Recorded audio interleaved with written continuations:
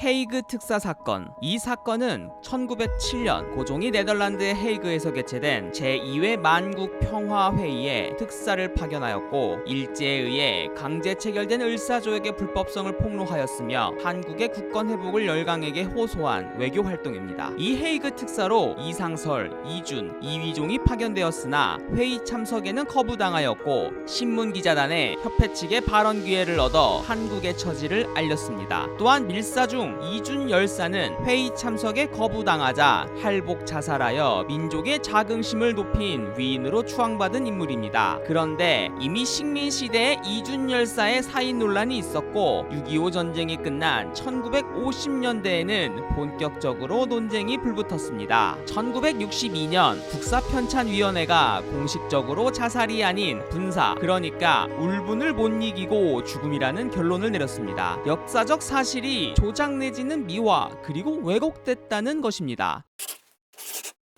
1905년 을사조약으로 나라는 실질적인 식민지로 변했습니다. 주권을 지킬 군사력도 없었고 유력 정치인 중에는 일본 밑으로 들어가자며 노골적으로 평합을 주장하는 사람들도 있었습니다. 그때 나온 계책이 네덜란드 헤이그에서 열리는 만국평화회의의 밀사 파견이었습니다. 서울에 있던 전직 검사 이준, 간도에 있던 전직 의정부 참판 이상설, 그리고 주 러시아 공사 이범진의 아들 이휘종이 비밀리에 선정되어 헤이그로 떠났습니다. 하지만 회의 참석은 불가능했습니다. 러일 전쟁의 승리로 인해 일본은 조선에 대한 제국주의적 권리를 열강으로부터 승인받았기 때문에 일본이 참석 권한을 박탈하였고 열강들은 이를 받아들였습니다. 회의장에 입장할 수 없었던 그들은 회의 출입 기자들의 초청으로 인근 국제협회 건물 회의장에서 기자회견을 열었습니다. 5개 국어에 능통했던 이휘종이 한국을 위한 호소라는 제목으로 연설을 했습니다. 많은 기자가 호응했지만 활동은 거기서 끝나게 되었고 일본은 이 밀사를 빌미로 고종을 강제 퇴위시키고 순종을 왕으로 등극시키게 됩니다. 일제의 꼭두각시였던 순종은 3명의 밀사를 거짓으로 밀사라고 칭한 죄로 처벌하라고 명하게 됩니다. 그리고 이상설은 교수형, 이준, 이휘종은 종신형을 선고받게 됩니다. 그런데 고종의 강제 퇴위 사흘 전인 7월 16일 헤이그에서는 이준의 장례식이 열렸습니다. 현지 신문에 따르면 이준은 7월 14일 호텔방에서 갑자기 죽었으며 뺨에 난 종양을 제거했지만 살리지 못했다고 실려 있었습니다. 이준은 이미 기자회견에서도 참석하지 못할 정도로 병을 심하게 앓고 있었다고 합니다. 훗날 이상설은 약 3첩이면 간단히 고칠 병이었는데 애석하다고 황일동로 이동영에게 말하기도 했다고 합니다. 이 소식을 들은 조선에서 처음 보도한 신문은 바로 대한매일신보였습니다. 7월 18일 이 신문은 호해를 발행해 이렇게 전했습니다. 전 평리원 검사 이준 씨가 만국평화회의에 한국 파견원으로 갔던 일은 세상 사람이 다 알거니와 어제 동경 정보를 받은즉 이 씨가 충분한 마음을 이기지 못하여 이에 자결의 만국 사신 앞에 피를 뿌려 만국을 경동케 하였다더라. 그리고 다음날 대한매일신보는 이렇게 보도합니다. 끝내 몸안 가득한 붉은 피를 만국 회의장에 한 번에 흩뿌리더니 그 충절은 만고에 필적할 리 없으리. 제가 이 영상을 많은 사람들이 보셔서 조회수가 많이 나오길 바라듯이 신문사도 결국 많은 사람들이 신문을 사서 읽기를 바랄 것입니다. 신문도 결국 경쟁입니다. 경쟁지에만 기사가 실리고 자기 신문에는 실지 못하는 것을 신문사끼리는 물먹었다고 표현한다고 합니다. 이날 대한매일신보에 의해 물먹은 황성신문은 이날 이씨 자살설이라는 제목으로 자기 복부를 칼로 잘라 자살했다는 전보가 도착했다는 설이 있더라 라고 보도합니다. 정확한 것도 아닙니다. 그렇더라입니다. 황성신문 기자들은 확인하는데 실패했지만 이렇게 카더라 형식으로 이준의 자살 소식을 전국에 알린 것이었습니다. 그리고 다음날 황성신문은 5.1지사라는 제목으로 특종 기사를 보도합니다. 한 명이 자살한 게 아니라는 겁니다. 이준 씨가 자살하였고 이휘종 씨도 자살했다는 정보가 어딘가에 도착했다라는 설이 있더라 라고 보도합니다. 또 카더라입니다.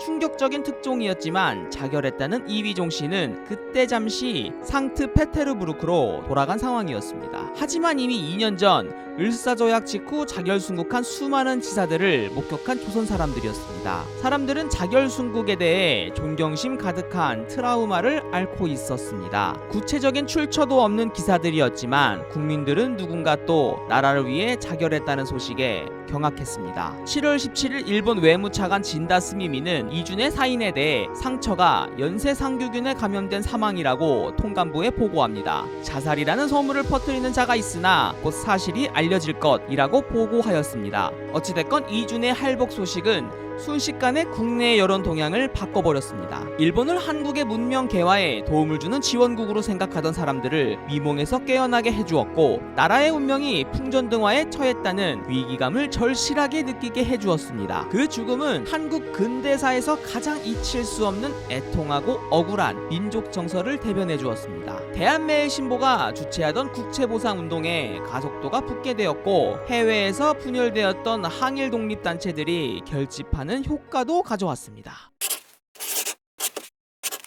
해방이 되었습니다. 항일 운동가와 학계에서 침묵을 깨고 이준의 사망 원인에 대하여 진실규명을 요구했습니다. 1956년 사학자 이병도가 쓴 국사대관에서는 병사설이 처음으로 공개됩니다. 문교부 의뢰로 국사편찬위원회가 조사위원회를 만들었습니다. 한 달 뒤 조사위원회는 이준의 사인은 자살이 아니라 분사다 라고 잠정 결정을 내리고, 이후 각종 교과서에는 할복 자살이라는 단어들이 사라지고 분사라는 단어가 나타났습니다.